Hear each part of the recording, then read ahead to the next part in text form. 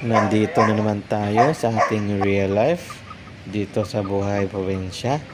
I-share ko sa inyo yung ating mga native chicken na mga broodcock. Ito po pala sila.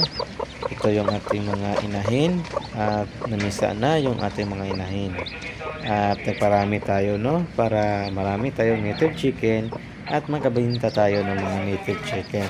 At para wala na tayong problema sa pagkain dahil pwede lang tayo makakuha ng pagkain dito na libre lang dito sa Buhay Probinsya. Ito po, may libre na tayong pagkain dito mga kaprobinsya, no? Mayroon tayong saging.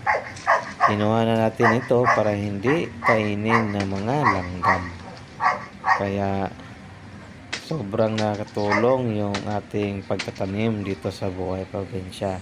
Ito naman ay nanguha tayo ng mga saging na saha at tinadtad natin dahil ipakain natin sa ating mga alagang bata.